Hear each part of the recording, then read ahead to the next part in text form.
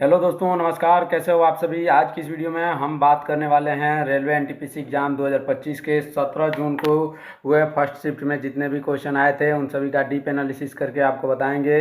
इसके 100% accurate answer आपको बताने वाले हैं, तो वीडियो में अंत तक बने रहिएगा। और ऐसे ही आगे वीडियो देखने के लिए हमारे चैनल को सब्सक्राइब कर लीजिएगा, ताकि हम जितने भी वीडियो लेके आएँ आपको आपके पास सबसे पहले पहुँच जाए। तो चलिए शुरू करते हैं अपने पहले क्वेश्चन के साथ। इसमें हमारा पहला क्वेश्चन होने वाला है दोस्तों। पहला क्वेश्चन है नाइट ब्लाइंडनेस यानी रतौंधी किस विटामिन की कमी से होता है। क्या है क्वेश्चन दोस्तों? नाइट ब्लाइंडनेस यानी रतौंधी किस विटामिन की कमी से होता है। इसका आंसर होने वाला है option number D, vitamin A की कमी से क्या होता है दोस्तों? रतौंधी नामक बीमारी होती है। चलिए बढ़ते हैं अपने अगले क्वेश्चन की तरफ। हमारा अगला क्वेश्चन होने वाला है अनुच्छेद 246 के अनुसार केंद्र सरकार को किस विषय पर विशेष शक्ति प्राप्त है। क्या है क्वेश्चन दोस्तों? अनुच्छेद 246 के अनुसार केंद्र सरकार को किस विषय पर शक्ति प्राप्त है। इसका आंसर होगा दोस्तों ऑप्शन नंबर बी, संघ सूची।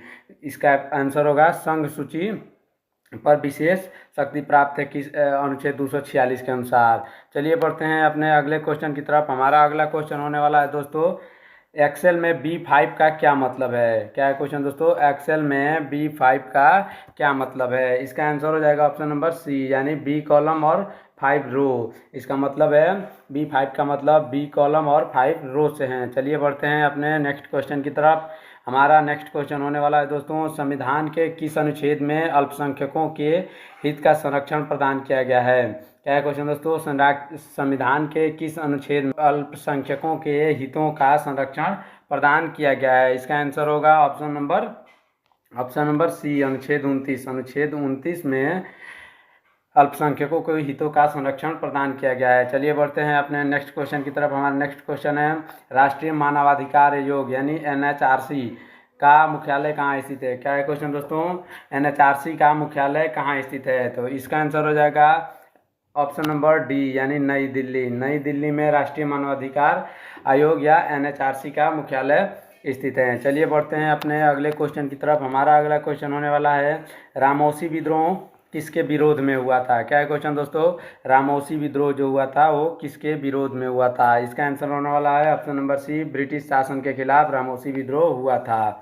चलिए बढ़ते हैं आपसे अपने नेक्स्ट क्वेश्चन के साथ की तरफ। हमारा नेक्स्ट क्वेश्चन होने वाला है इनमें से कौन पूर्वोत्तर की पहाड़ी नहीं है। क्या है क्वेश्चन दोस्तों?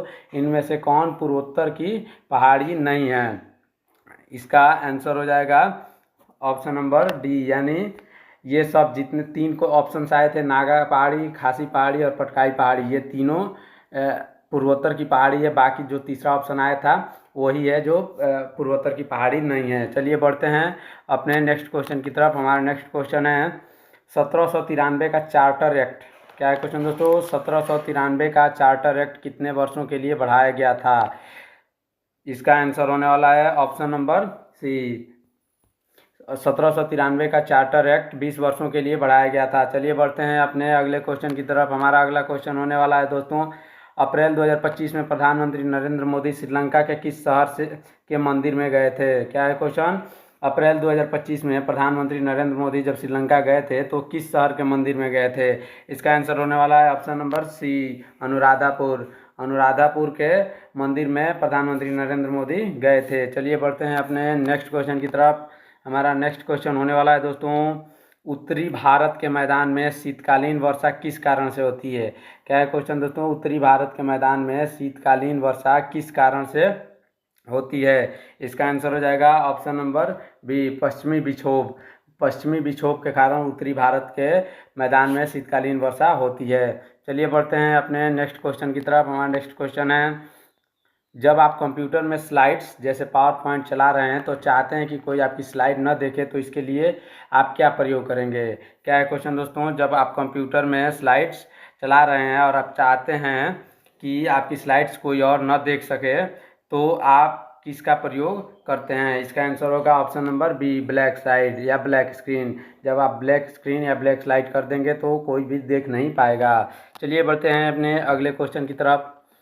हमारा अगला क्वेश्चन है दोस्तों, विश्व बैंक ने 2023-24 में भारत की जीडीपी विकास दर कितनी निर्धारित की थी।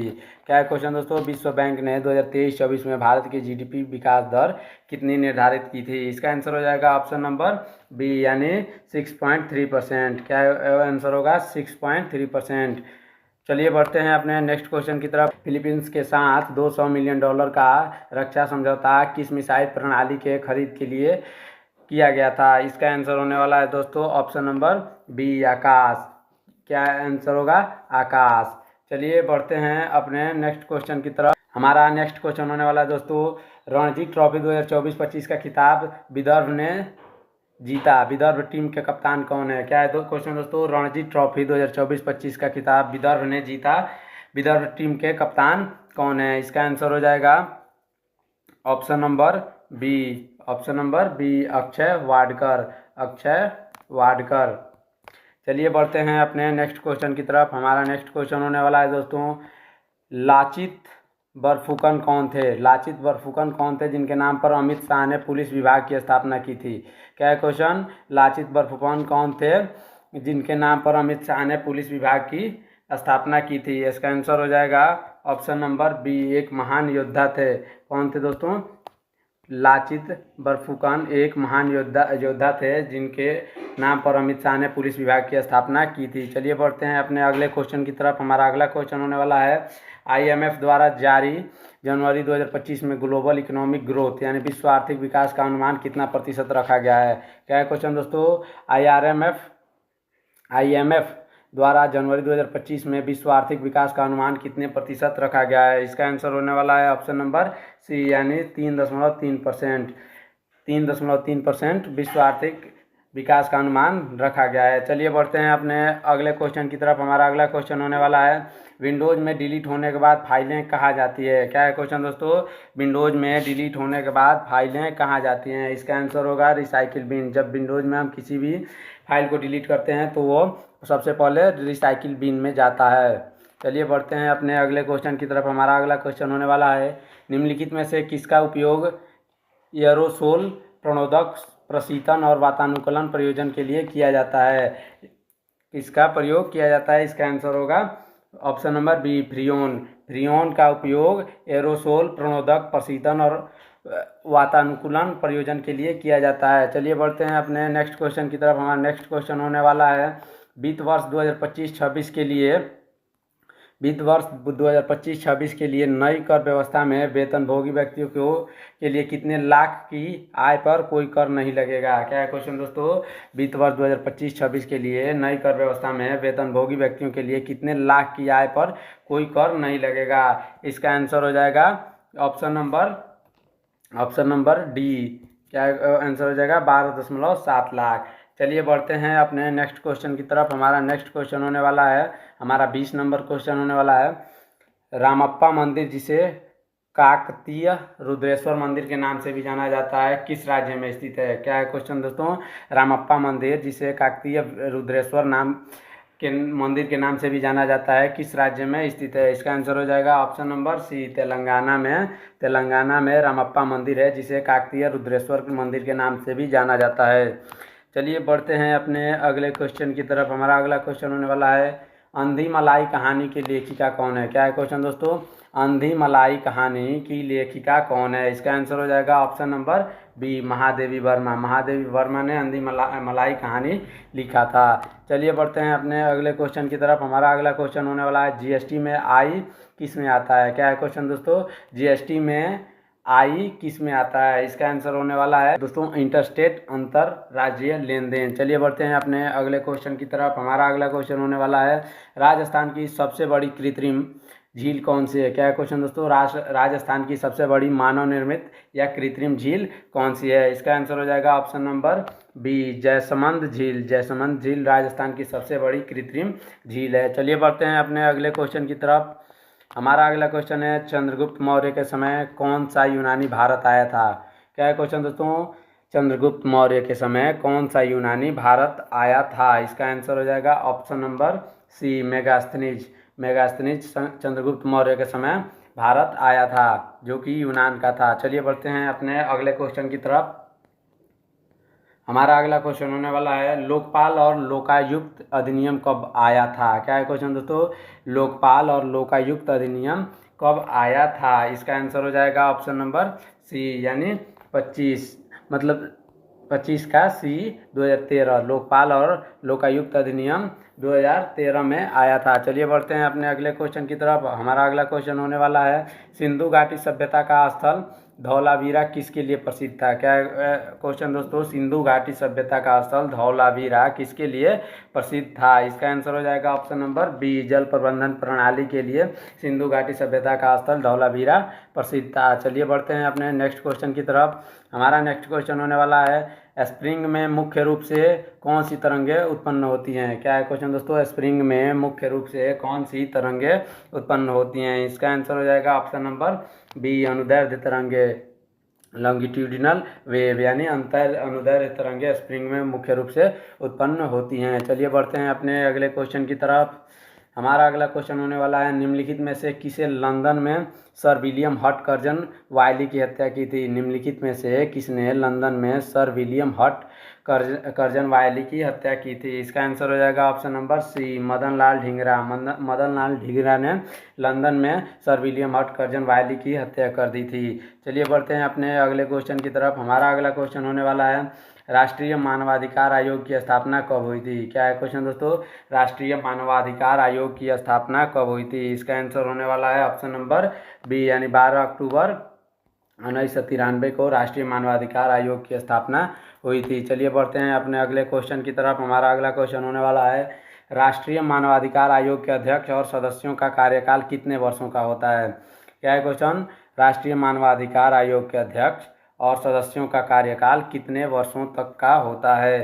तो इसका आंसर हो जाएगा ऑप्शन नंबर बी यानी 3 वर्ष या 70 वर्ष, 3 वर्ष या 70 वर्ष। चलिए बढ़ते हैं अपने नेक्स्ट क्वेश्चन की तरफ। हमारा नेक्स्ट क्वेश्चन होने वाला है रामोसी विद्रोह का नेतृत्व 1822 में किसके द्वारा किया गया था। रामोसी विद्रोह जो कि 1822 में हुआ था, उसका विद्रोह किसके द्वारा किया गया था। इसका आंसर हो जाएगा option number B, Chittur Singh. Chittur Singh के द्वारा रामोसी विद्रोह का नेतृत्व किया गया था। चलिए बढ़ते हैं अपने अगले क्वेश्चन की तरफ। हमारा अगला क्वेश्चन है रामोसी विद्रोह किस राज्य में हुआ था।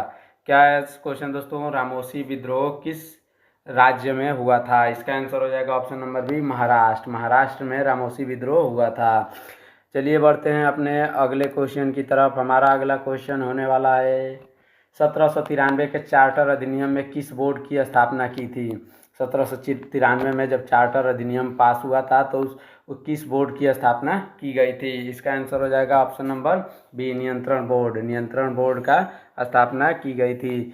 चलिए बढ़ते हैं अपने अगले क्वेश्चन की तरफ। हमारा अगला क्वेश्चन होने वाला है प्रधानमंत्री नरेंद्र मोदी ने श्रीलंका में जिस मंदिर का दौरा किया वह किस देवता को समर्पित है। क्या है क्वेश्चन दोस्तों, प्रधानमंत्री नरेंद्र मोदी ने श्रीलंका में जिस मंदिर का दौरा किया था वो किस देवता को समर्पित यानी किस देवता का मंदिर है। इसका आंसर हो जाएगा ऑप्शन नंबर सी, भगवान बुद्ध। क्या आंसर हो जाएगा ऑप्शन नंबर सी, भगवान बुद्ध। पवित्र जयाश्री महाबोधि मंदिर। चलिए बढ़ते हैं अपने नेक्स्ट क्वेश्चन की तरफ। हमारा नेक्स्ट क्वेश्चन है पावर पॉइंट में स्लाइड शो के दौरान स्क्रीन को सफ़ेद करने के लिए कौन सी शॉर्टकट दबाई जाती है। पावर पॉइंट में स्लाइड शो के दौरान स्क्रीन को सफ़ेद करने के लिए कौन सी शॉर्टकट की दबाई जाती है। इसका आंसर हो जाएगा ऑप्शन नंबर बी यानी डब्ल्यू शॉर्टकट दबाने से स्लाइड शो के दौरान स्क्रीन सफ़ेद हो जाएगा। चलिए बढ़ते हैं अपने नेक्स्ट क्वेश्चन की तरफ। हमारा नेक्स्ट क्वेश्चन है फिलीपींस के साथ 2022 में भारत का सबसे बड़ा रक्षा निर्यात सौदा किस मिसाइल प्रणाली का था। क्या है क्वेश्चन दोस्तों, फिलीपींस के साथ 2022 में भारत का सबसे बड़ा रक्षा निर्यात सौदा किस मिसाइल प्रणाली का था। इसका आंसर हो जाएगा ऑप्शन नंबर बी, ब्रह्मोस। चलिए बढ़ते हैं अपने नेक्स्ट क्वेश्चन की तरफ। हमारा नेक्स्ट क्वेश्चन होने वाला है रणजी ट्रॉफी 2024-25 का फाइनल किन 2 टीमों के बीच खेला गया था। रणजी ट्रॉफी 2024-25 का फाइनल किस 2 टीमों के बीच खेला गया था। इसका आंसर होगा विदर्भ और केरल। विदर्भ और केरल के बीच रणजी ट्रॉफी 2024-25 का फाइनल मैच खेला गया था जिसमें विदर्भ विजयी हुई थी। चलिए बढ़ते हैं अपने नेक्स्ट क्वेश्चन की तरफ। लाचित बरफुकन पुलिस एकेडमी का उद्घाटन केंद्रीय मंत्री अमित शाह ने असम के किस स्थान पर की है? क्या है? लाचित बरफुकन पुलिस एकेडमी का उद्घाटन केंद्रीय मंत्री गृह मंत्री अमित शाह ने असम के किस स्थान पर की है? इसका आंसर हो जाएगा ऑप्शन नंबर डी, ढेरगांव। ढेरगांव में अमित शाह ने लाचित बरफुकन पुलिस एकेडमी का उद्घाटन किया है। चलिए बढ़ते हैं अपने नेक्स्ट क्वेश्चन की तरफ। हमारा नेक्स्ट क्वेश्चन है, भारत में पहला लोकपाल बिल कब पेश किया गया था? क्या है क्वेश्चन दोस्तों? भारत में पहला लोकपाल बिल कब पेश किया गया था? इसका आंसर होगा 1968 में पहला लोकपाल बिल पेश किया गया था। चलिए बढ़ते हैं अपने अगले क्वेश्चन की तरफ। हमारा अगला क्वेश्चन है, लोकपाल के पहले अध्यक्ष कौन थे? क्या है क्वेश्चन दोस्तों? लोकपाल के पहले अध्यक्ष कौन थे? इसका आंसर हो जाएगा option number B, Pinaki Chandra Ghosh. Pinaki Chandra Ghosh Lokpal के पहले अध्यक्ष थे। इस तरह हमारा 40 क्वेश्चन कंप्लीट हो चुका है, जो कि 17 जून 2025 रेलवे RRB NTPC के फर्स्ट शिफ्ट में आया था। तो चलिए मिलते हैं नेक्स्ट वीडियो में। उसमें हम 17 जून के सेकेंड शिफ्ट का क्वेश्चन का एनालिसिस करके बताएंगे। ये सारे क्वेश्चन आने वाले RRB NTPC एग्जाम्स के लिए भी बहुत ही महत्वपूर्ण होने वाले हैं, तो आप इन वीडियो को भी ज़रूर देखिएगा अगर आप परीक्षा देने वाले हैं। चलिए मिलते हैं नेक्स्ट वीडियो में, तब तक के लिए धन्यवाद।